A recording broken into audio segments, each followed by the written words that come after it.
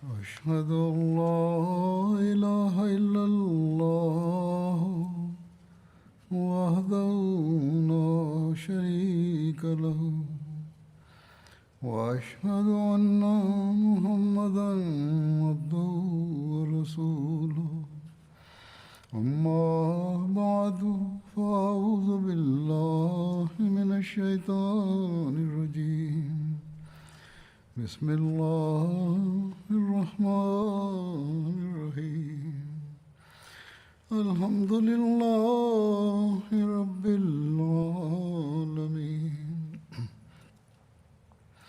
الرحمن الرحيم مالك يوم الدين إياك نعبد وإياك نستعين اهدنا الصراط المستقيم صراط الذين أنعمت عليهم غير المغضوب عليهم ولا الضالين বদরি সাহাবীদের স্মৃতিচারণে হজরত আবু বকর সিদ্দিক রাদিয়াল্লাহু তাআলা আনহু-এর যুগের বিবরণ চলছিল আর তাঁর যুগের ঘটনাবলীর উল্লেখ করা হচ্ছিল।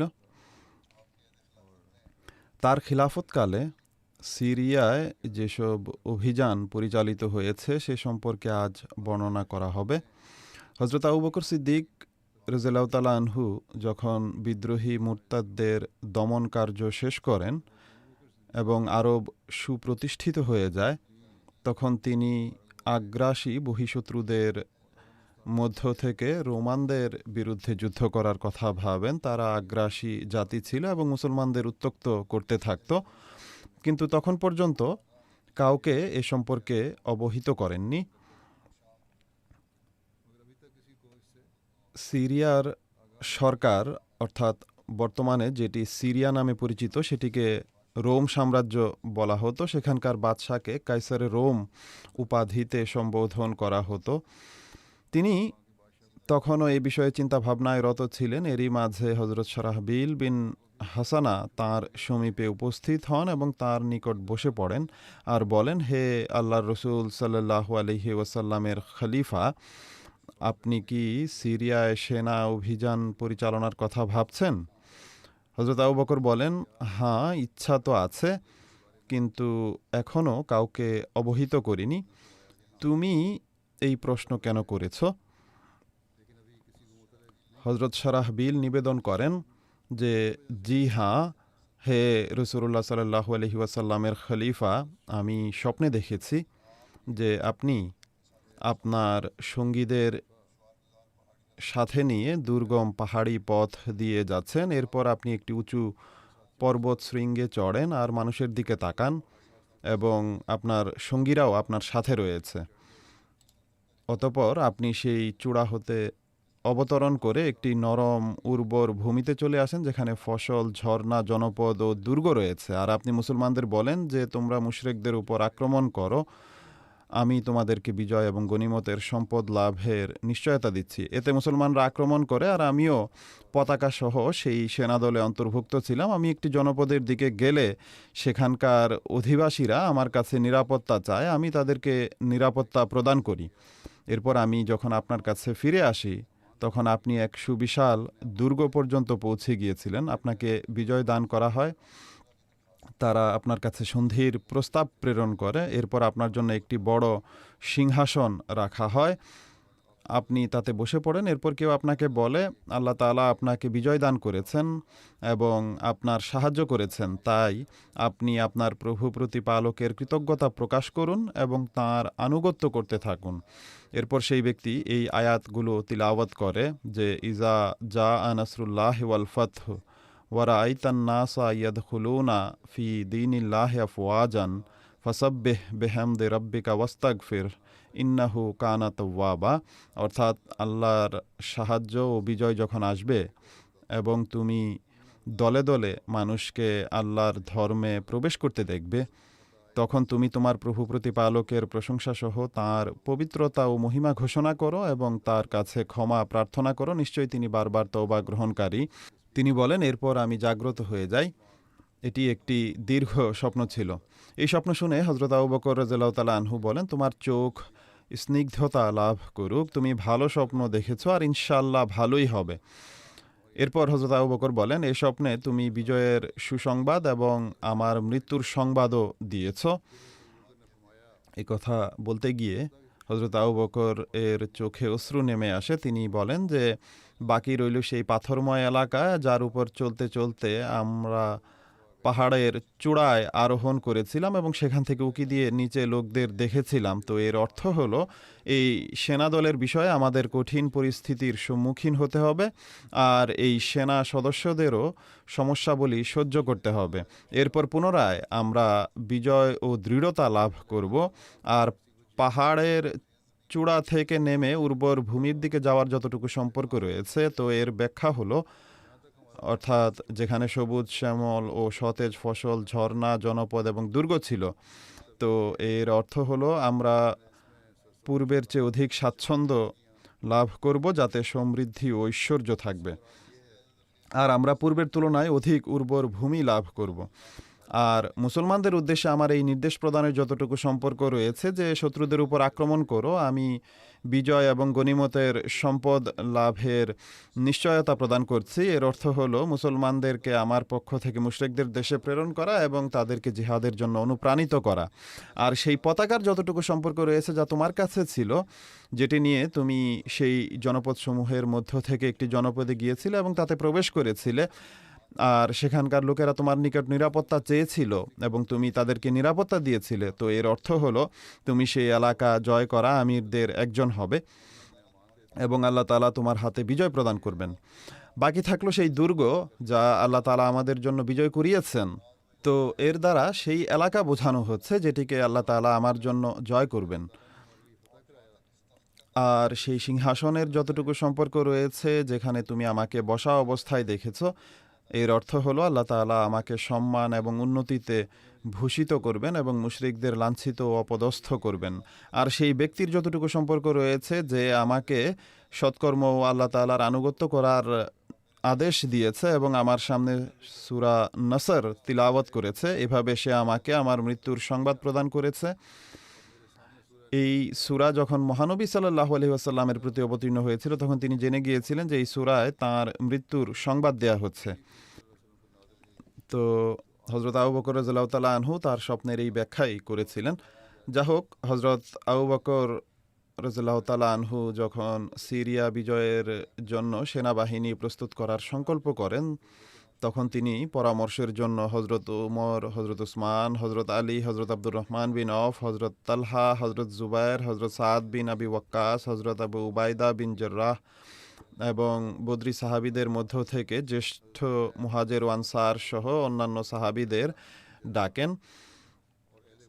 উক্ত সাহাবীরা যখন তার সমীপে উপস্থিত হন, তখন তিনি বলেন, আল্লাহ তাআলার নিয়ামতরাজি অগণিত, কর্ম তার প্রতিদান হতে পারে না।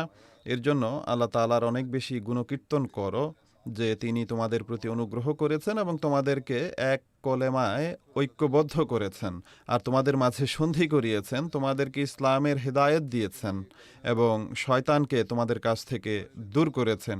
এখন তোমাদের শিরকে লিপ্ত হওয়ার এবং খোদা ব্যতীত অন্য কাউকে উপাস্য বানানোর কোনো আশা শয়তানের নেই। আজ গোটা আরব এক জাতি, যারা একই পিতামাতার সন্তান। আমার ইচ্ছা হলো রোমানদের সাথে যুদ্ধ করার জন্য আমি তাদেরকে সিরিয়া প্রেরণ করব। তাদের মধ্য থেকে যারা মারা যাবে তারা হবে শহীদ। আল্লাহ তাআলা সৎকর্মশীলদের জন্য সর্বোত্তম প্রতিদান প্রস্তুত করে রেখেছেন। আর তাদের মধ্যে যারা বেঁচে থাকবে তারা ইসলামের প্রতি রক্ষায় জীবিত থাকবে এবং আল্লাহ তাআলার কাছে মুজাহিদদের পুরস্কার ও প্রতিদান পাবার যোগ্য হবে। এটি হলো আমার মতামত। এখন আপনারা প্রত্যেকে নিজ নিজ মত অনুযায়ী পরামর্শ প্রদান করুন। হযরত আবু বকর রাদিয়াল্লাহু তাআলা আনহু তাদের কাছ থেকে পরামর্শ আহ্বান করেন। তখন হযরত ওমর বিন খাত্তাব দাঁড়িয়ে বলেন, সকল প্রশংসা সেই আল্লাহর, যিনি স্বীয় সৃষ্টির মধ্য থেকে যাকে চান আশিস ও কল্যাণে ভূষিত করেন। আল্লাহর কসম, কল্যাণের যে শাখাই আপনার চেয়ে আমরা এগিয়ে যেতে চেয়েছি, আপনি সেই ক্ষেত্রে সর্বদা আমাদের চেয়ে এগিয়ে গিয়েছেন। এটি আল্লাহ তাআলার বিশেষ অনুগ্রহ ও কৃপা, তিনি যাকে চান তা দান করেন। আল্লাহর কসম, আমি আপনার সাথে এই উদ্দেশ্যেই সাক্ষাৎ করতে চাচ্ছিলাম যা আপনি এইমাত্র বর্ণনা করেছেন, কিন্তু আল্লাহ তাআলার অভিপ্রায় এটিই ছিল যে আমি আপনাকে এই কথাটি বলতে পারিনি, আর আপনি নিজেই তা উল্লেখ করে দিয়েছেন। নিশ্চিত রূপে আপনার সিদ্ধান্তই সঠিক। আল্লাহ তাআলা আপনাকে সঠিক পথের জ্ঞান প্রদান করেছেন। অতঃপর হজরত আব্দুর রহমান বিন অফ, হজরত উসমান বিন আফফান, হজরত তালহা, হজরত জুবায়ের, হজরত সাদ, হজরত আবু উবাইদা, হজরত সঈদ বিন জায়দ, হজরত আলী ও উপস্থিত অন্য সকল আনসার ও মুহাজের সদস্যগণ তার সিদ্ধান্তে সমর্থন প্রদান করে নিবেদন করেন যে আমরা আপনার নির্দেশও মান্য করব এবং আনুগত্যও করব। আমরা আপনার নির্দেশ অমান্য করব না এবং আপনার আহ্বানে সাড়া দিব। অতঃপর হজরত আবু বকর জনসাধারণের উদ্দেশ্যে বক্তব্য প্রদানের জন্য পুনরায় দণ্ডায়মান হন এবং আল্লাহ তাআলার প্রশংসা ও গুণকীর্তন করেন যা তার প্রাপ্য, এবং মহানবী সাল্লাল্লাহু আলাইহি ওয়াসাল্লামের প্রতি দরুদ ও সালাম প্রেরণ করে বলেন, হে লোক সকল, নিঃসন্দেহে আল্লাহ তাআলা তোমাদেরকে ইসলামের নিয়ামত দান করে তোমাদের প্রতি অনেক বড় অনুগ্রহ করেছেন, তোমাদেরকে জিহাদের মাধ্যমে সম্মানিত করেছেন, তোমাদেরকে ইসলাম ধর্মের মাধ্যমে অন্যান্য ধর্মের উপর শ্রেষ্ঠত্ব প্রদান করেছেন। অতএব হে আল্লাহর বান্দারা, সিরিয়ায় রোমানদের বিরুদ্ধে যুদ্ধ করার জন্য প্রস্তুত হয়ে যাও। এখন আমি তোমাদের আমির নির্ধারণ করতে যাচ্ছি আর তাদেরকে তোমাদের সেনাপতি নিযুক্ত করতে যাচ্ছি। তোমরা নিজ প্রভুর আনুগত্য করবে, নিজেদের আমিরদের অবাধ্যতা করবে না এবং আল্লাহর সন্তুষ্টিকে নিজেদের একমাত্র উদ্দেশ্য জ্ঞান করবে। অভ্যাস ও চারিত্রিক দিক থেকে সর্বোত্তম হওয়ার চেষ্টা করবে আর খাবার দাবার নিয়ন্ত্রণে রাখবে। আল্লাহ তাআলা পরহেজগার ও অনুগ্রহকারীদের সঙ্গী হয়ে থাকেন। হজরত আবু বকর রাদিয়াল্লাহু তাআলা আনহু হজরত বেলালকে নির্দেশ প্রদান করলে তিনি জনসম্মুখে ঘোষণা করেন যে, হে লোক সকল, তোমাদের রোমান শত্রুদের বিরুদ্ধে যুদ্ধে অবতীর্ণ হবার জন্য সিরিয়া অভিমুখে যাত্রা করো এবং এই যুদ্ধে মুসলমানদের আমির হবেন হজরত খালিদ বিন সঈদ। সিরিয়া বিজয়ের উদ্দেশ্যে হজরত আবু বকর রাদিয়াল্লাহু তাআলা আনহু সর্বাগ্রে হজরত খালিদ বিন সঈদকে প্রেরণ করেন। সুতরাং একটি রেওয়ায়েত অনুযায়ী হজরত আবু বকর যখন হজ করে মদিনায় ফিরে আসেন তখন 13 হিজরি সনে তিনি হজরত খালিদ বিন সঈদকে একটি সেনাদল সহ সিরিয়ার উদ্দেশ্যে প্রেরণ করেন। অথচ কতিপয় ব্যক্তির ভাষ্য হলো হজরত আবু বকর রাদিয়াল্লাহু তাআলা আনহু যখন হজরত খালিদ বিন ওয়ালিদকে ইরাক অভিমুখে প্রেরণ করেছিলেন ঠিক সে সময়ই হজরত খালিদ বিন সঈদকে সিরিয়া অভিমুখে প্রেরণ করেছিলেন। সুতরাং সিরিয়া বিজয়ের জন্য সর্বপ্রথম যে পতাকা উড্ডীন করা হয়েছিল তা ছিল হজরত খালিদ বিন সঈদের। এছাড়া অন্য একটি রেওয়ায়েত থেকে জানা যায় যে হজরত আবু বকর রাদিয়াল্লাহু তাআলা আনহু যখন মুরতাদদের বিরুদ্ধে 11টি সৈন্যদল প্রস্তুত করে প্রেরণ করেছিলেন সে সময়ই তিনি হজরত খালিদ বিন সঈদকে সিরিয়ার দিকে সীমান্তসমূহের সুরক্ষা করার জন্য তায়মা যাওয়ার নির্দেশ প্রদান করেছিলেন আর এই নির্দেশ দিয়েছিলেন যে নিজ অবস্থান থেকে সরবে না, আশেপাশের লোকদের তোমার সাথে একত্রিত হবার জন্য আমন্ত্রণ জানাবে আর শুধুমাত্র তাদেরকে সেনাদলে ভর্তি করবে যারা মুরতাদ হয়নি, আর কেবল তাদের বিরুদ্ধে যুদ্ধ করবে যারা তোমাদের বিরুদ্ধে যুদ্ধে নামে, যতক্ষণ না আমার পক্ষ থেকে ভিন্ন নির্দেশ প্রদান করা হয়। তায়মা হলো সিরিয়া ও মদিনার মধ্যবর্তী একটি বিখ্যাত শহর। হজরত আবু বকর রোমানদের বিরুদ্ধে যুদ্ধের জন্য মদিনাবাসীদের পাশাপাশি অন্যান্য অঞ্চলের মুসলমানদেরও প্রস্তুত করা আরম্ভ করেন এবং তাদেরকে জিহাদে অংশগ্রহণে উদ্বুদ্ধ করেন। সুতরাং তিনি ইয়েমেনবাসীদের প্রতিও একটি পত্র লিখেন যার বিষয়বস্তু হলো এই যে রাসূলুল্লাহ সাল্লাল্লাহু আলাইহি ওয়াসাল্লামের খলিফার পক্ষ থেকে ইয়েমেনবাসীদের মধ্য থেকে মুমিন ও মুসলমান প্রত্যেক ব্যক্তির প্রতি যার কাছেই এই পত্র পাঠ করা হবে তার প্রতি শান্তি বর্ষিত হোক। আমি তোমাদের সম্মুখে আল্লাহ তাআলার প্রশংসা কীর্তন করছি যিনি ব্যতিরেকে অন্য কোনো উপাস্য নেই। আল্লাহ তাআলা মুসলমানদের জন্য জিহাদকে আবশ্যক করেছেন এবং তাদেরকে নির্দেশ দিয়েছেন যেন তারা এর জন্য স্বল্প প্রস্তুতি অথবা পূর্ণ প্রস্তুতি নিয়ে বের হয়। আল্লাহ তাআলা বলেছেন, ওয়া জাহিদু বে আমওয়ালিকুম ওয়া আনফুসিকুম ফি সাবিলিল্লাহ, অর্থাৎ আর তোমরা আল্লাহর পথে স্বীয় ধন সম্পদ ও নিজেদের প্রাণ দিয়ে জিহাদ করো। অতএব জিহাদ অপরিহার্য দায়িত্ব এবং আল্লাহর সমীপে এর মহা প্রতিদান রয়েছে। আর আমরা মুসলমানদেরকে সিরিয়ায় রোমানদের বিরুদ্ধে জিহাদের জন্য প্রস্তুতি গ্রহণের নির্দেশ দিয়েছি। তাদের সংকল্প উত্তম এবং মর্যাদা উন্নত। অতএব হে আল্লাহর বান্দাগণ, স্বীয় প্রভুর পক্ষ থেকে নির্ধারিত ফরজ এবং তার নবীর সুন্নত এবং উভয়ের মধ্যে একটি পুণ্য অর্জনের প্রতি দ্রুত অগ্রসর হও, অর্থাৎ শাহাদাত অথবা বিজয় ও গনিমতের সম্পদ। আল্লাহ তাআলা তার বান্দাদের কর্মহীন কথায় সন্তুষ্ট হন না এবং তার শত্রুদের বিরুদ্ধে জিহাদ পরিত্যাগ করলেও সন্তুষ্ট হন না, যতক্ষণ পর্যন্ত না তারা সত্য গ্রহণ করে এবং পবিত্র কুরআনের আদেশ মেনে নেয়। আল্লাহ তাআলা তোমাদের ধর্মের সুরক্ষা করুন এবং তোমাদের হৃদয়কে হেদায়েত দিন, আর তোমাদের কর্মসমূহকে পবিত্র করুন এবং তোমাদেরকে ধৈর্যশীল সংগ্রামীদের ন্যায় প্রতিদান দিন। হযরত আবু বকর রাদিয়াল্লাহু তাআলা আনহু এই পত্র হযরত আনাস বিন মালিকের হাতে প্রেরণ করেছিলেন। হযরত আনাস বলেন যে আমি ইয়েমেন পৌঁছি এবং প্রত্যেক পাড়া, মহল্লা এবং প্রত্যেক গোত্রের মাধ্যমে কাজ আরম্ভ করি। আমি তাদের সামনে হযরত আবু বকরের পত্র পাঠ করতাম আর পত্র পাঠ শেষ করে বলতাম, সকল প্রশংসা আল্লাহর, আর আমি সাক্ষ্য দিচ্ছি যে আল্লাহ ছাড়া কোনো উপাস্য নেই এবং মুহাম্মদ সাল্লাল্লাহু আলাইহি ওয়াসাল্লাম আল্লাহর রসুল। আমি মহানবী সাল্লাল্লাহু আলাইহি ওয়াসাল্লামের খলিফা এবং মুসলমানদের বার্তাবাহক। মন দিয়ে শোনো, আমি মুসলমানদের এমন অবস্থায় রেখে এসেছি যে তারা একটি সেনাদল হিসেবে সমবেত আছে। তাদের স্বীয় শত্রু অভিমুখে যাত্রা করার ক্ষেত্রে কেবল তোমাদের অপেক্ষা, অর্থাৎ তোমাদের মদিনায় আসার অপেক্ষা আটকে রেখেছে। অতএব তোমরা অতি দ্রুত নিজ ভাইদের উদ্দেশ্যে যাত্রা করো। হে মুসলমানরা, আল্লাহ তোমাদের প্রতি করুণা করুন। হযরত আনাস মদিনায় ফেরত যান এবং হযরত আবু বকরকে লোকজনের আগমনের সুসংবাদ দিয়ে নিবেদন করেন যে ইয়েমেনের সাহসী বীর এবং অশ্বারোহীরা এলোমেলো চুল ও ধুলিমলিন অবস্থায় আপনার কাছে পৌঁছতে যাচ্ছে। তারা তাদের সহায় সম্পদ এবং স্ত্রী সন্তানদের নিয়ে যাত্রা করেছে। অপরদিকে হযরত খালিদ বিন সাঈদ তায়েমা পৌঁছে সেখানেই অবস্থান গ্রহণ করেন এবং চতুর্দিকের বহু দল এসে তার সাথে যোগদান করে। রোমানরা মুসলমানদের এই বিশাল সেনাবাহিনী সম্পর্কে অবগত হলে তারা তাদের প্রভাবাধীন আরবদের কাছে সিরিয়ার যুদ্ধের জন্য সৈন্য তলব করে। হযরত খালিদ বিন সাঈদ হযরত আবু বকর রাদিয়াল্লাহু তাআলা আনহুকে রোমানদের এই প্রস্তুতি সম্পর্কে লিখেন। হযরত আবু বকর উত্তরে লিখেন যে তোমরা অগ্রসর হও এবং তিল পরিমাণ বিচলিত হবে না, আর আল্লাহর কাছে সাহায্য প্রার্থনা করো। তখন হযরত খালিদ বিন সাঈদ রোমানদের উদ্দেশ্যে অগ্রসর হন, কিন্তু তিনি তাদের নিকটবর্তী হলে তারা এদিক ওদিক বিচ্ছিন্ন হয়ে যায় এবং নিজেদের স্থান ত্যাগ করে।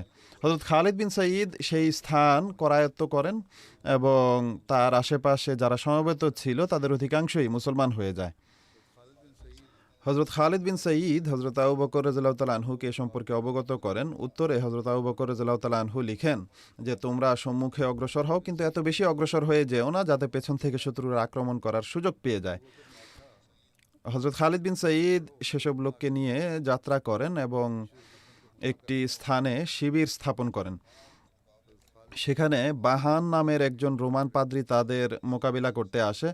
হযরত খালিদ বিন সাঈদ তাকে পরাজিত করেন এবং তার সৈন্যদের মধ্য হতে অনেককে হত্যা করেন। বাহান পালিয়ে গিয়ে দামেশকে আশ্রয় নেয়। হযরত খালিদ বিন সাঈদ হযরত আবু বকর রাদিয়াল্লাহু তাআলা আনহুকে এ সম্পর্কে অবগত করে আরও সাহায্যকারী দল চেয়ে পাঠান। তখন হযরত আবু বকরের কাছে সিরিয়ার যুদ্ধের উদ্দেশ্যে ইয়েমেন থেকে প্রাথমিকভাবে রওনা হয়ে আসা লোকজন উপস্থিত ছিল। এছাড়া মক্কা ও ইয়েমেনের মধ্যবর্তী লোকেরাও এসেছিল। তাদের মাঝে হযরত যুলকিলাও ছিলেন। এছাড়া হযরত ইকরামাও মুরতাদদের বিরুদ্ধে পরিচালিত যুদ্ধে বিজয়ী হয়ে হযরত আবু বকরের কাছে ফিরে এসেছিলেন, যার সাথে কতিপয় অঞ্চলের আরও লোকজনও ছিল। তাদের সবার সম্পর্কে হযরত আবু বকর রাদিয়াল্লাহু তাআলা আনহু সদকা বা জাকাত সংগ্রাহক আমিরদের লিখেন, যারা বদলি হতে চায় তাদেরকে বদলি করে দাও। তখন সবাই বদলি হতে চায়। তখন তাদের সবাইকে পরিবর্তন করে একটি নতুন সেনাদল গঠন করা হয়। এজন্য এই সৈন্যবাহিনী জয়শুল বিদাল নামে পরিচিতি লাভ করে। এই সৈন্যদল হযরত খালিদ বিন সাঈদের কাছে পৌঁছে যায়। এরপরও হযরত আবু বকর লোকজনকে সিরিয়ার যুদ্ধের জন্য উদ্বুদ্ধ করতে থাকেন। হযরত আবু বকর রাদিয়াল্লাহু তাআলা আনহু হযরত ওয়ালিদ বিন উকবা রাদিয়াল্লাহু তাআলা আনহুকে হযরত খালিদ বিন সাঈদের কাছে সিরিয়ায় গমন করার নির্দেশ দেন।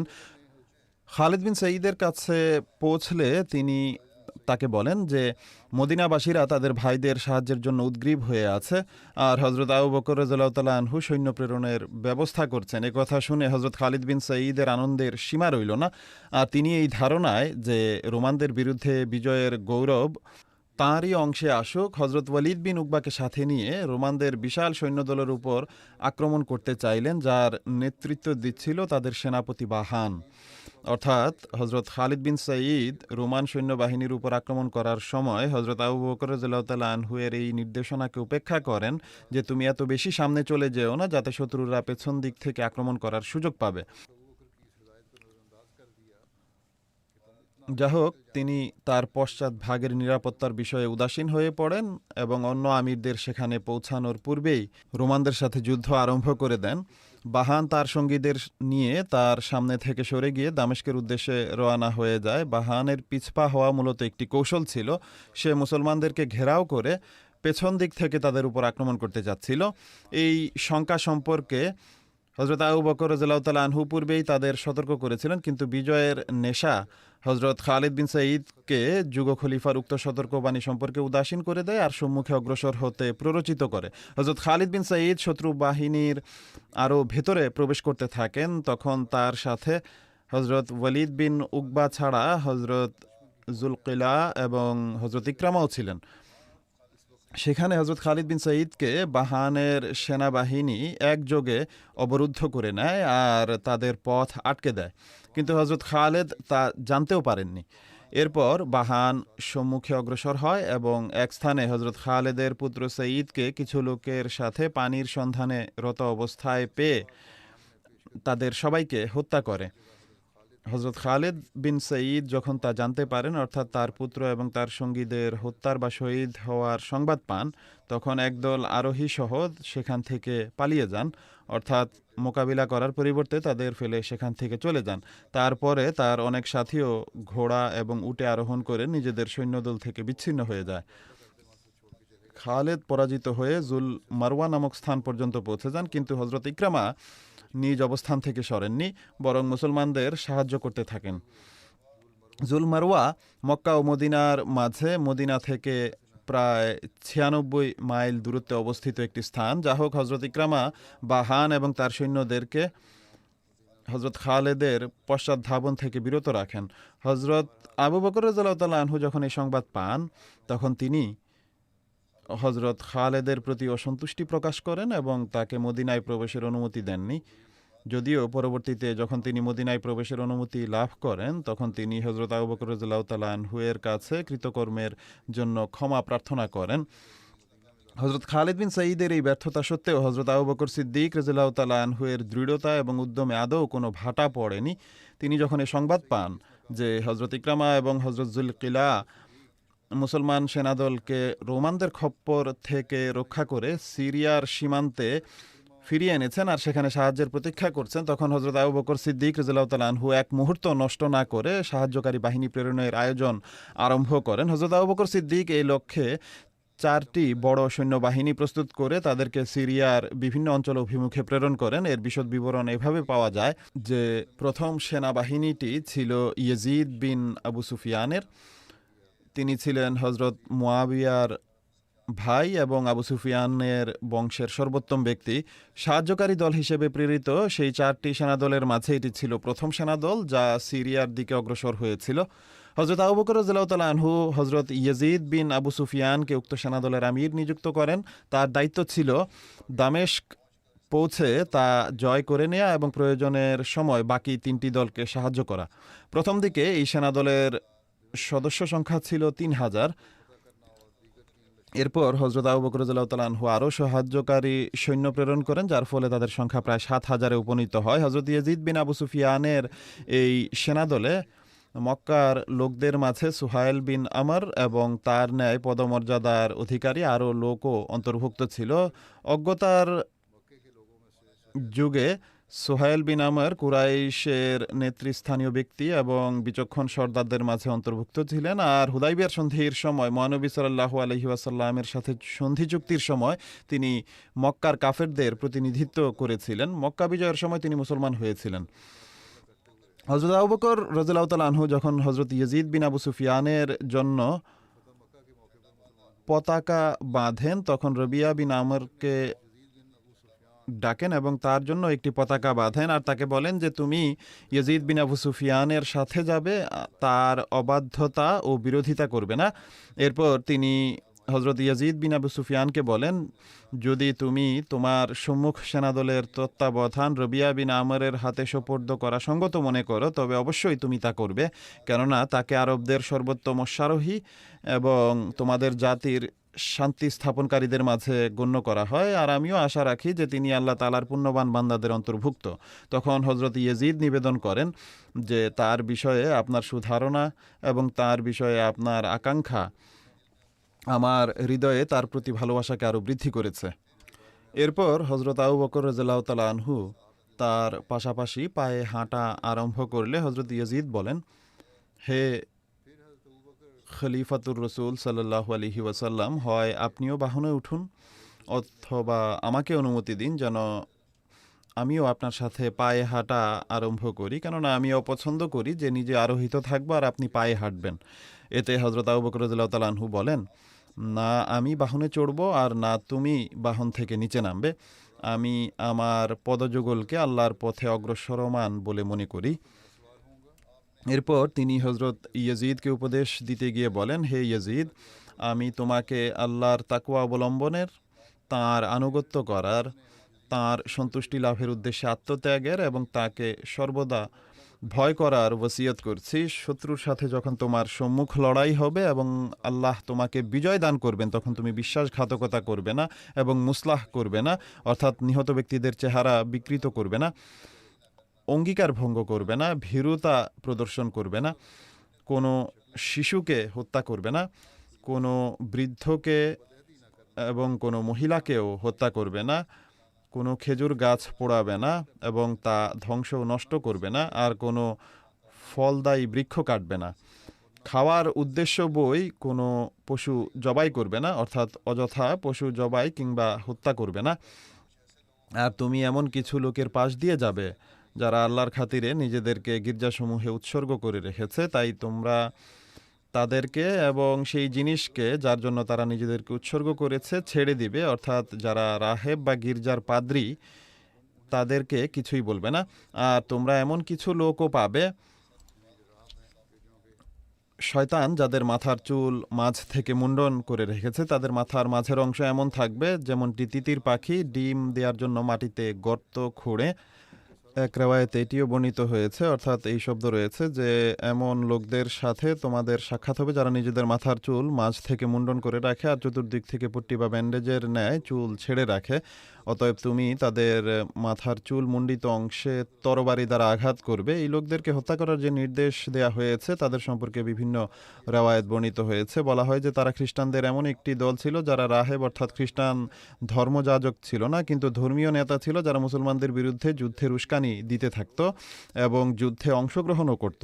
এজন্য হজরত আবু বকর রাদিয়াল্লাহু তাআলা আনহু যদিও কথা বলেছেন যে যারা ধর্মযাজক এবং গির্জার অভ্যন্তরে আছে তাদেরকে কিছু বলবে না, কিন্তু এমন লোকেরা এবং তাদের অনুসারীরা যারা যুদ্ধের জন্য উস্কানি দেয় এবং মুসলমানদের বিরুদ্ধে যুদ্ধে অংশ নেয় তাদের সাথে অবশ্যই যুদ্ধ করবে, কেননা তারা নিজেরাও যোদ্ধা এবং অন্যদেরকেও যুদ্ধের জন্য উস্কানি দেয়।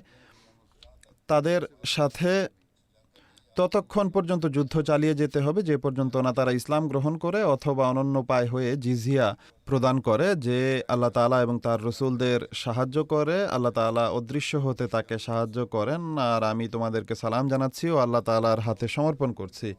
অপর এক রেওয়ায়েতে এগুলো ছাড়া আরও দিক নির্দেশনার উল্লেখ পাওয়া যায়। অতএব লেখা আছে যে হজরত আবু বকর রাদিয়াল্লাহু তাআলা আনহু হজরত ইয়াজিদ বিন আবু সুফিয়ানকে বলেন, আমি তোমাকে তত্ত্বাবধায়ক নিযুক্ত করেছি যাতে তোমার পরীক্ষা করতে পারি, তোমাকে যাচাই করি এবং তোমাকে বহির্বিশ্বে প্রেরণ করে তোমার তরবিয়ত করি।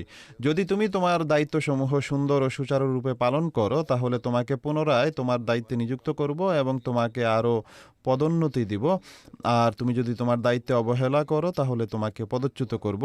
আল্লাহর তাকওয়া অবলম্বনকে নিজের জন্য আবশ্যক করে নাও। তিনি তোমার অভ্যন্তরকে সেভাবেই দেখতে পান যেভাবে তিনি তোমার বাহ্যিক অবয়ব দেখেন। তিনি বলেন, মানুষের মাঝে সেই ব্যক্তি আল্লাহ তাআলার অধিক নিকটবর্তী যে আল্লাহর সাথে বন্ধুত্বের দায়িত্ব সবচেয়ে বেশি পালন করে, এবং মানুষের মাঝে আল্লাহ তাআলার সর্বাধিক নৈকট্যপ্রাপ্ত সেই ব্যক্তি যে নিজ আমলের মাধ্যমে সবচেয়ে বেশি তার নৈকট্য অর্জন করে। আমি খালিদ বিন সাঈদের স্থলে তোমাকে নিযুক্ত করেছি, অজ্ঞতাপ্রসূত বিদ্বেষ থেকে আত্মরক্ষা করবে।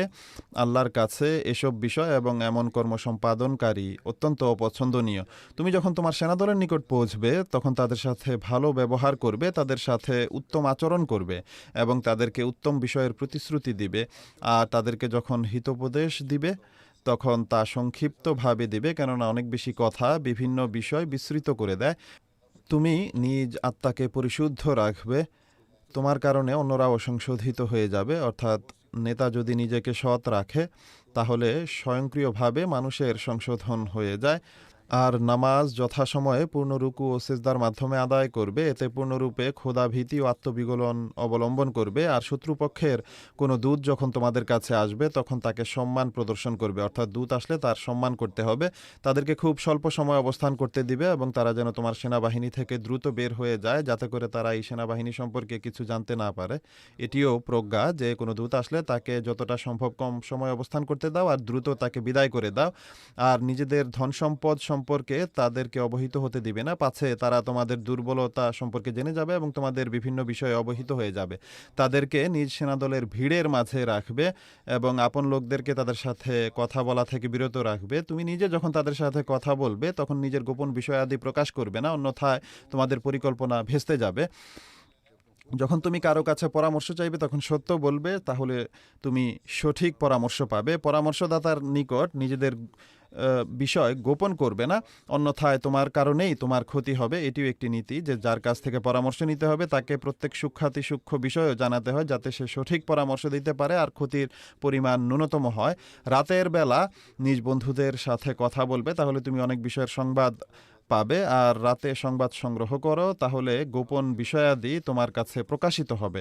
নিরাপত্তা বাহিনীতে বেশি সদস্য রাখবে এবং তাদেরকে নিজ সেনাবাহিনীতে ছড়িয়ে দিবে। আর অধিকাংশ ক্ষেত্রে না বলেই হঠাৎ তাদের ছাউনি পরিদর্শন করবে। যাকে নিজ নিরাপত্তা ক্ষেত্রে উদাসীন পাবে তাকে ভালোভাবে সতর্ক করবে এবং শাস্তি প্রদানের সময় বাড়াবাড়ি করবে না। রাতে তাদের প্রহরার পালা নির্ধারণ করে দিবে। প্রথম রাতের প্রহরার সময় শেষ রাতের চেয়ে দীর্ঘ রাখবে, কেননা দিবসের নিকটবর্তী হওয়ার কারণে এই সময়ের পালা সহজ হয়ে থাকে। অর্থাৎ রাতের প্রথমাংশের ডিউটি দীর্ঘ রাখবে, কেননা এই অংশে জাগ্রত থাকা সহজ। আর শেষ রাতের পালা বা ডিউটির সময় কিছুটা কম রাখবে। যে শাস্তিযোগ্য তাকে শাস্তি প্রদানে ভয় পাবে না, এক্ষেত্রে নম্রতা প্রদর্শন করবে না, শাস্তি দানে তরা করবে না এবং এটিকে সম্পূর্ণ উপেক্ষাও করবে না। এরপর তিনি বলেন, নিজ বাহিনী থেকে উদাসীন থেকো না, তাহলে তারা নষ্ট হয়ে যাবে। আর তাদের ব্যাপারে গোয়েন্দাগিরি করে তাদেরকে লাঞ্ছিত করো না, তাদের গোপন কথা মানুষের কাছে বলবে না, তাদের বাহ্যিকতাকেই যথেষ্ট মনে করবে, আজে বাজে লোকদের সাথে বসবে না, সত্যবাদী ও বিশ্বস্ত লোকদের সাথে বসবে। শত্রুর সাথে লড়াইয়ের সময় অবিচল থাকবে, কাপুরুষ হবে না, নতুবা অন্যরাও কাপুরুষ হয়ে যাবে। গনিমতের সম্পদের ক্ষেত্রে খেয়ানত পরিহার করো, এটি দারিদ্র্যের নিকটবর্তী করে এবং বিজয় ও ঐশী সাহায্যকে বাধাগ্রস্ত করে। তুমি এমন লোকদের দেখতে পাবে যারা গির্জায় নিজেদের জীবন উৎসর্গ করে রেখেছে, অতএব তুমি তাদেরকে এবং যে কাজের জন্য তারা নিজেদেরকে ব্যস্ত রেখেছে সেটিকে উপেক্ষা করো।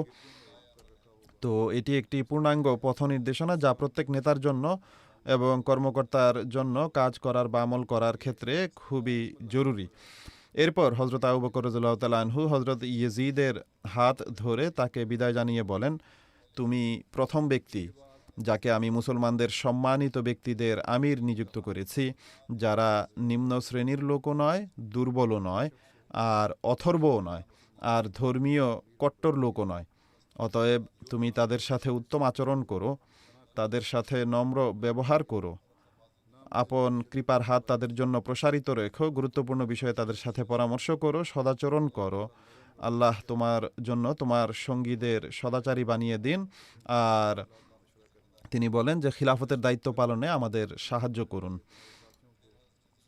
এরপর হজরত ইয়েজিদ তার বাহিনী নিয়ে সিরিয়ার উদ্দেশ্যে যাত্রা করেন। হজরত আবু বকর রাদিয়াল্লাহু তাআলা আনহু প্রত্যেক সকাল ও সন্ধ্যায় ফজর ও আসরের নামাজের পরেই দোয়া করতেন যে, হে আল্লাহ, তুমি আমাদের সৃষ্টি করেছ, আমরা কিছুই ছিলাম না, তুমি নিজ সন্নিধান হতে দয়া ও কৃপা করো তো আমাদের প্রতি এক রসূল অবতীর্ণ করেছ, এরপর তুমি আমাদেরকে হেদায়েত দান করেছো যখন কিনা আমরা পথ ভ্রষ্ট ছিলাম, আর তুমি আমাদের হৃদয়ে ঈমানের প্রতি অনুরাগ সৃষ্টি করেছো যখন কিনা আমরা কাফের ছিলাম, আমরা সংখ্যায় নগণ্য ছিলাম। তুমি আমাদের সংখ্যা বৃদ্ধি করেছো, আমরা বিভক্ত ছিলাম, তুমি আমাদেরকে ঐক্যবদ্ধ করেছো। আমরা দুর্বল ছিলাম, তুমি আমাদেরকে শক্তি দান করেছো।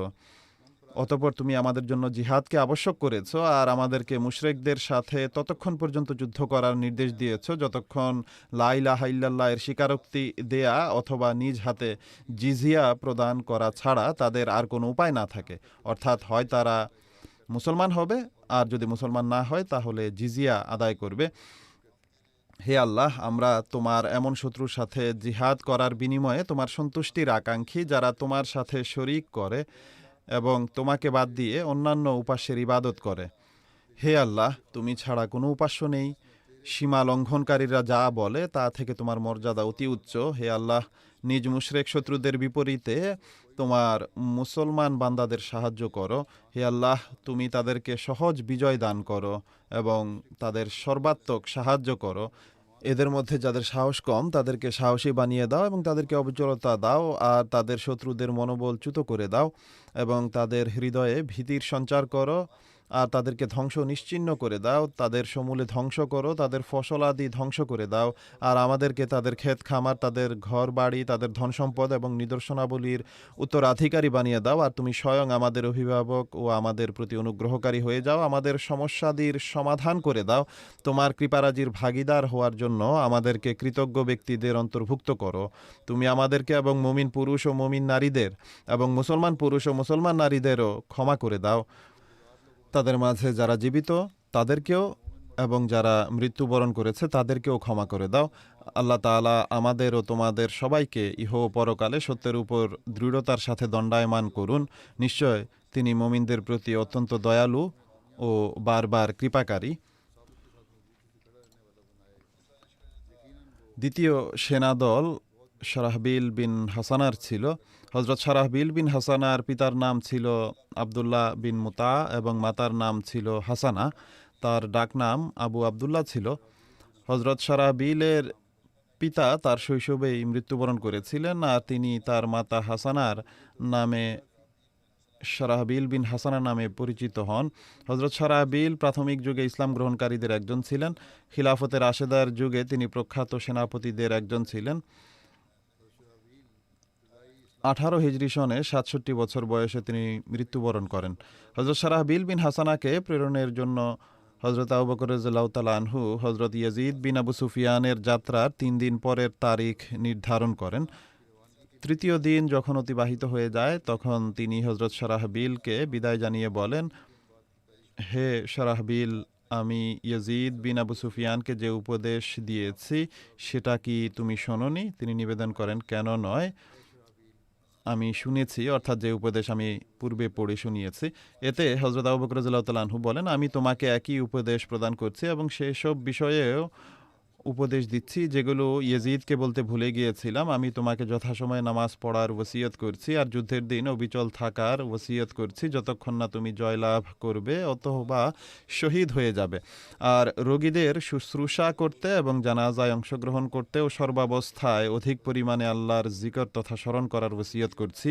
আবু সুফিয়ান তাকে বলেন যে ইয়াজিদ এসব গুণের উপর পূর্ব থেকেই প্রতিষ্ঠিত এবং সিরিয়া যাবার পূর্ব থেকেই তিনি এগুলোর উপর স্থায়ীভাবে প্রতিষ্ঠিত ছিলেন। এখন তিনি এগুলোকে আরও গুরুত্ব দেবেন ইনশাআল্লাহ। হজরত শারাহবিল উত্তরে বলেন, আল্লাহর কাছে সাহায্য প্রার্থনা করছি, আল্লাহ যা চাইবেন তাই হবে। এরপর হজরত আবু বকরকে বিদায় জানিয়ে নিজ সেনাবাহিনী নিয়ে তিনি সিরিয়া অভিমুখে রওনা হন। হজরত শারাহবিলের সেনাবাহিনীর সংখ্যা 3 থেকে 4 হাজার ছিল। তাকে এই আদেশ দেয়া হয় যে তাবুক এবং বালকা যান, এরপর বুসরার দিকে যাবেন এবং এটাই যেন শেষ গন্তব্য হয়। বুসরা সিরিয়ার একটি প্রাচীন এবং বিখ্যাত শহর। হজরত শারাহবিল বালকার দিকে রওনা হন। কোনো উল্লেখযোগ্য যুদ্ধ হয়নি। বালকাও সিরিয়ার অঞ্চলে অবস্থিত। তার সেনাবাহিনী হজরত আবু উবাইদা বিন জাররাহ এর বামে এবং আমর বিন আসের ডানে চলতে চলতে বালকা পৌঁছে এবং ভেতরে প্রবেশ করে, আর বুসরা পৌঁছে এর অবরোধ করে। কিন্তু বিজয় অর্জন করা সম্ভব হয়নি, কেননা এটি রোমানদের শক্তিশালী ও সুরক্ষিত কেন্দ্রগুলোর একটি ছিল। তৃতীয় সেনাবাহিনী হজরত আবু উবাইদা বিন জার্রাহ এর ছিল। হজরত আবু উবাইদা বিন জার্রাহর নাম ছিল আমের বিন আবদুল্লাহ, তার পিতার নাম আবদুল্লাহ বিন জার্রাহ ছিল। হজরত আবু উবাইদা নিজ ডাক নামেই বেশি পরিচিত, যদিও তার বংশ পরিচয়কে তার দাদা জার্রাহ এর সাথে সম্পর্কযুক্ত করা হয়। তিনি সেই 10 জন সাহাবীর অন্তর্ভুক্ত যাদেরকে রাসূলুল্লাহ সাল্লাল্লাহু আলাইহি ওয়াসাল্লাম নিজ জীবদ্দশায় জান্নাতের সুসংবাদ দিয়েছিলেন, যাদেরকে আশারায়ে মুবাশশারা বলা হয়।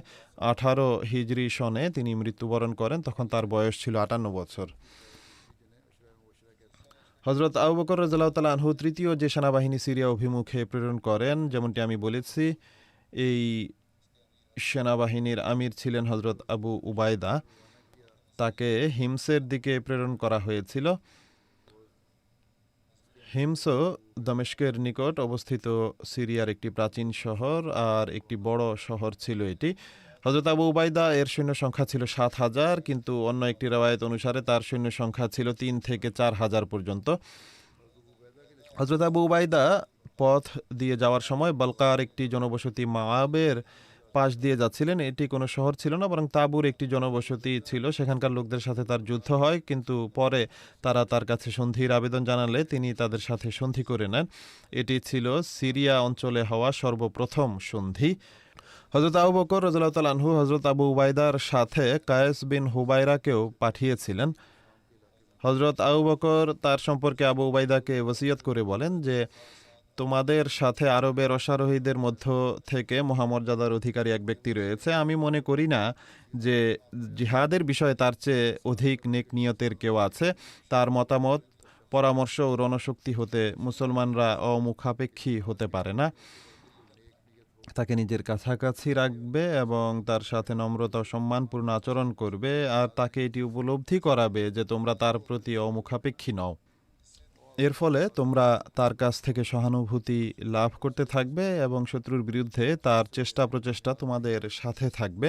হজরত আবু উবাইদা সেখান থেকে চলে গেলে হজরত আবু বকর কায়েস বিন হুবাইরাকে ডেকে বলেন যে, আমি তোমাকে উম্মতের আমিন আবু উবাইদার সাথে প্রেরণ করছি। তার সাথে অন্যায় করা হলে এর বিপরীতে তিনি অন্যায় করেন না, আর তার সাথে মন্দ আচরণ করা হলে তিনি ক্ষমা করে দেন, আর তার সাথে সম্পর্ক ছিন্ন করা হলে তিনি তা জোড়া লাগাতে সচেষ্ট হন। মুমিনদের প্রতি তিনি খুবই দয়ালু, কিন্তু কাফেরদের বিরুদ্ধে অত্যন্ত কঠোর। তুমি তার আদেশ অমান্য করবে না, আর তিনি তোমাকে কল্যাণেরই আদেশ দিবেন। আমি তাকে নির্দেশ দিয়েছি যেন তিনি তোমার কথা শোনেন। কাজেই আল্লাহর তাকওয়া অবলম্বন করে তুমি তাকে পরামর্শ দিবে। আমি শুনে এসেছি যে তুমি অংশীবাদিতা ও অজ্ঞতার যুগে যুদ্ধক্ষেত্রে অভিজ্ঞ একজন সর্দার ছিলে, অথচ অজ্ঞতার যুগে কেবল পাপ ও কুফর পাওয়া যেত। অতএব তুমি তোমার শক্তি ও বীরত্বকে মুসলমান হিসেবে কাফের এবং সেসব লোকের বিরুদ্ধে প্রয়োগ করো যারা আল্লাহর সাথে শরিক বানিয়েছে। এর মাঝে আল্লাহ তাআলা তোমার জন্য মহান প্রতিদান এবং মুসলমানদের জন্য সম্মান ও বিজয় রেখেছেন। এই উপদেশ শুনে কায়েস বিন হুবাইরা নিবেদন করেন যে, আপনি যদি জীবিত থাকেন আর আমিও যদি জীবিত থাকি, তাহলে আমার সম্পর্কে আপনি মুসলমানদের সুরক্ষা এবং মুশরিকদের বিরুদ্ধে জিহাদের এমন সব সংবাদ পাবেন যা আপনার পছন্দ হবে এবং আপনাকে আনন্দিত করবে। তখন হজরত আবু বকর রাদিয়াল্লাহু তাআলা আনহু বলেন, আপনার মতো মানুষই এমনটি করতে পারে। পরে হজরত আবু বকর রাদিয়াল্লাহু তাআলা আনহু যখন জাবিয়াতে 2 জন সেনাপতির বিরুদ্ধে তার সম্মুখ যুদ্ধ এবং তাদের 2 জনকে হত্যা করার সংবাদ পান, তখন তিনি রাদিয়াল্লাহু তাআলা আনহু বলেন, কায়েস সত্য করে দেখিয়েছে আর নিজ অঙ্গীকার পূর্ণ করেছে।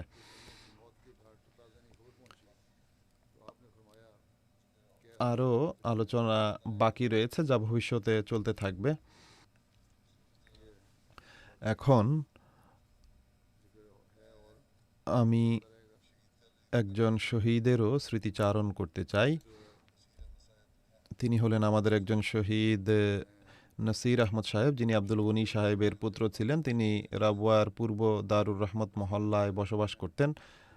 গত 12 আগস্ট তারিখে এক আহমদিয়াত বিরোধী ছুরিকাঘাতে তাকে শহীদ করে। ইন্না লিল্লাহি ওয়া ইন্না ইলাইহি রাজিউন। বিবরণ অনুসারে নসির আহমদ সাহেব বাস স্ট্যান্ডে তার সংবাদপত্র বিক্রেতা এক বন্ধুর কাছে বসেছিলেন। এমন সময় এক ধর্মীয় উগ্রবাদী হাফেজ শেহজাদ হাসান সেখানে এসে তাকে জিজ্ঞেস করে, আপনি কি আহমদি? উত্তরে তিনি বলেন, আমি আহমদিয়া জামাতের সদস্য।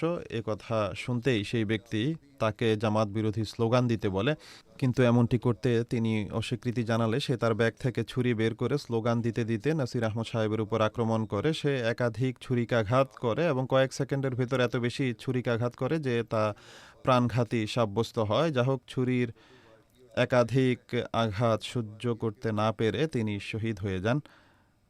শাহাদাতের সময় তার বয়স ছিল 62 বছর।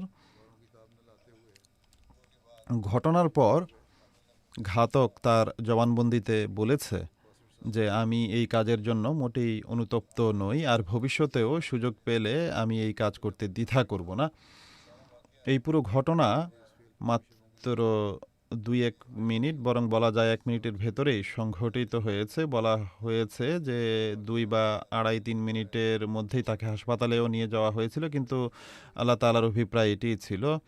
তাই সেই আঘাতগুলোই প্রাণঘাতী সাব্যস্ত হয় এবং তিনি শাহাদাত বরণ করেন।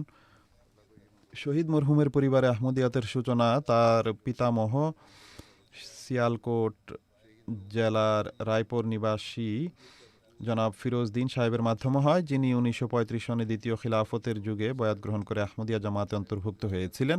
প্রাথমিক শিক্ষা অর্জনের পর তিনি আর পড়ালেখা করেননি এবং পৈতৃক পেশা কৃষিজীবীর সাথে সম্পৃক্ত হয়ে যান। এছাড়া তিনি কিছুদিন প্রবাসেও অতিবাহিত করেছেন, অর্থাৎ মালয়েশিয়া ও অন্যান্য দেশে চাকরি করতে থাকেন। এরপর পাকিস্তান চলে আসেন। 10 বছর পূর্বে তিনি সিয়ালকোটের রায়পুর থেকে রাবুয়ায় স্থানান্তরিত হন। ইদানিং অবসরে ছিলেন, কোনো কাজ বা চাকরি করছিলেন না, হৃদরোগেও আক্রান্ত ছিলেন।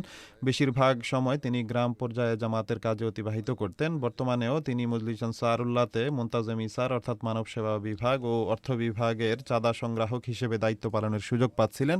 অগণিত গুণের অধিকারী ছিলেন। পাড়ার সবার, বিশেষত এতিম ও দরিদ্রদের সাহায্য করার জন্য সর্বদা প্রস্তুত থাকতেন। মসজিদ পরিচ্ছন্ন রাখার প্রতিও বিশেষ মনোযোগী ছিলেন। অত্যন্ত বিশ্বস্ত, পরিশ্রমী, মিশুক ও সাহসী মানুষ ছিলেন। পায়ে আঘাত লাগার কারণে ফ্র্যাকচার হয়ে গিয়েছিল, এ কারণে হাঁটা চলার ক্ষেত্রেও কষ্ট হতো, কিন্তু তবুও রাতের বেলায়ও যদি জামাতিভাবে কোনো ডিউটি বা প্রহরা দেওয়ার জন্য ডাকা হতো তাহলে উপস্থিত হয়ে যেতেন। খুতবা শোনার যথাযথ ব্যবস্থা রাখতেন, নামাজ আদায়ের ব্যাপারে বিশেষ ব্যবস্থা নিতেন এবং এ বিষয়ে নিজ পাড়ায় খোঁজখবরও নিতেন। খিলাফতের প্রতি তার অগাধ ভালোবাসা ছিল। ফজরের নামাজের পর 1 ঘন্টা মোবাইল ফোনে তিলাওয়াত শোনা তার দৈনন্দিন অভ্যাস ছিল। প্রায় প্রতিদিনই দোয়া করার জন্য কবরস্থানে ও বেহেশতি মাকবেরায়ও যেতেন। মহল্লার প্রেসিডেন্ট সাহেব বলেন যে যখনই জামাতের কাজের জন্য প্রয়োজন হতো শহীদ মরহুম তৎক্ষণাৎ উপস্থিত হতেন এবং কখনো এমন হয়নি যে তিনি আসতে অস্বীকৃতি জানিয়েছেন। মরহুমের মেয়ে মুবারকা সাহেবা বলেন যে শাহাদাতের কয়েকদিন পূর্বে তিনি স্বপ্নে দেখেন লোকজন ভিড় করে আছে এবং শোকাবহ একটি পরিবেশ বিরাজ করছে। এর ভিত্তিতে সদকাও দেয়া হয়। শহীদ মরহুম নিজেও কিছুদিন থেকে বারবার বলছিলেন যে আমার মনে হচ্ছে আমার হাতে আর বেশি সময় নেই। তার সহধর্মিণী পারভিন আখতার সাহেবা ছাড়াও তার 3 কন্যা স্মৃতিচিহ্নস্বরূপ রয়েছেন। আল্লাহ তাআলা তাদের সবাইকে ধৈর্য ও মনোবল দান করুন।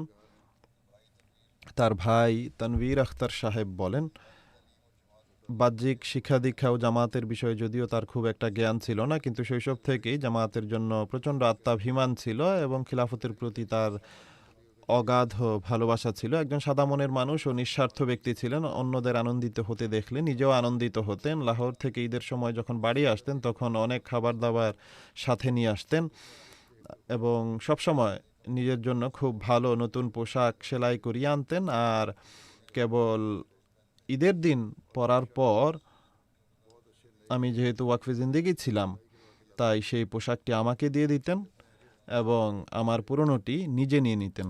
তার ভাতিজা বলেন,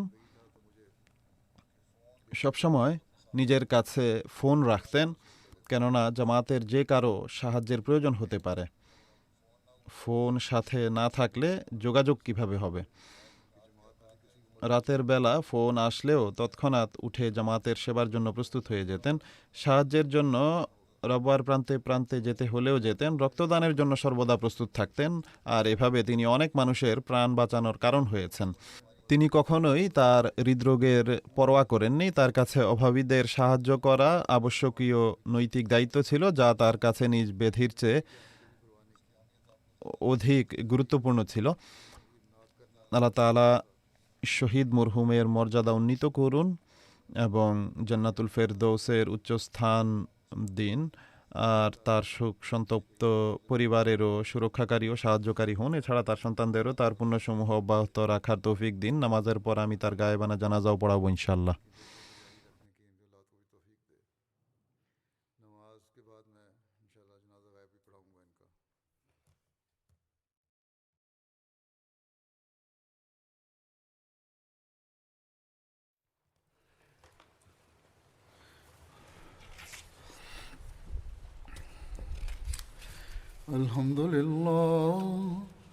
الحمد لله نحمده ونستعينه ونستغفره ونؤمن به ونتوكل عليه ونعوذ بالله من شرور أنفسنا ومن سيئات أعمالنا من يهده الله فلا مضل له ومن يضلل فلا هادي له ونشهد أن لا إله إلا الله ونشهد أن محمدا عبده ورسوله